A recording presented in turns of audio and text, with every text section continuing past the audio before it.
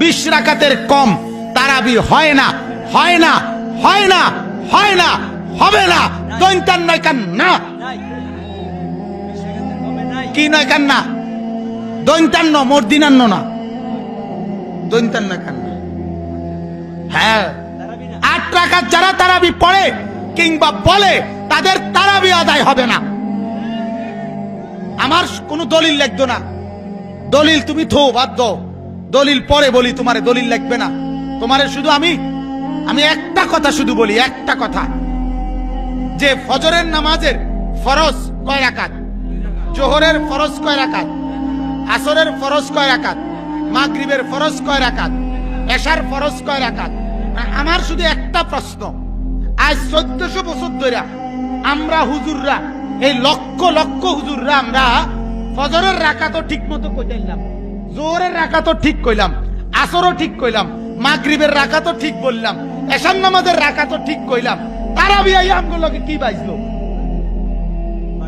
কথাটা বোঝো নাই তুমি আমার? তারাবির রাকাতের লগে আমার কাজটা লাগছে কি? কথা বোঝো না? আগে আমার কথাটা বুঝছিনি আপনি।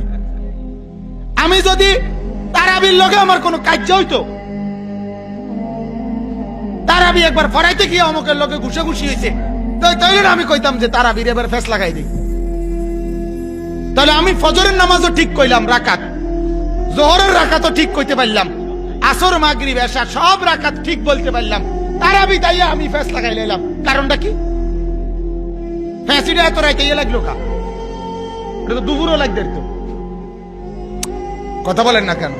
তাইলে বুঝা গেল যারা বলে আমরা 20 রাকাত বলার কারণে আমরাটা সঠিক না, কেমন?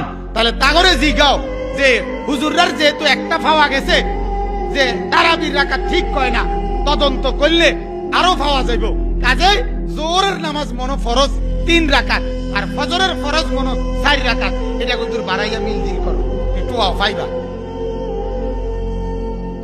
নাইলে মৌলবীর সব ঠিক, হানাফি মাযহাবের সমস্ত ইমামের পুরা সব নামাজের রাকাত সংখ্যা ঠিক, শুধু উনারা এসে তারাবিরটা কি কইতে আইলো না, ঠিক কইতে আইলো না। তুমি 12 বছর বিদেশ কইরা অথবা ফ্যান ফিন্দা তুমি আইয়া অন বুঝা লাইছো তুমি আহলে হাদিস, আর আমরা সিরা সাবাই।